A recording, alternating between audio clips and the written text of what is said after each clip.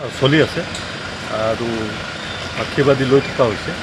গতিকে তদন্ত খুব আমাৰ ভালদৰে চলি আছে আৰু আমাৰ টীম পূৰা 24/7 কাম কৰি আছে। কোৱা হৈছে যে 90 দিনৰ ভিতৰত আপোনালোকে এখন শক্তিশালী চাৰ্জশ্বিট দাখিল কৰিব। আপোনালোকে যিমানবোৰ এভিডেঞ্চ বা দি আছে সেইখিনি বৰ্তমান সময়লৈকে আপোনালোকে সংগ্ৰহ কৰিব পাৰিছে? এই মুহূৰ্তত মই এইটোকে ক'ম যে আমাৰ তদন্ত ঠিকমতে চলি আছে আৰু সময় সীমাৰ ভিতৰত আমি কোৰ্টত আমাৰ ৰিপৰ্ট দাখিল কৰিম। 20 তাৰিখে ছিংগাপুৰ যোৱাৰ কথাটো আছে। কেনেধৰণে আপুনি আৰু বা আপোনাৰ যি সহযোগী সাজু হৈছে তাত গৈ কেনেধৰণে গোটেই আমি প্ৰস্তুত আছোঁ আৰু আমাক যিমতে সময় ছিংগাপুৰ অথৰিটিয়ে দিছে সেইমতে আমি ছিংগাপুৰত উপস্থিত হ'ম আৰু তাত থকা কামখিনি আমি কৰিম।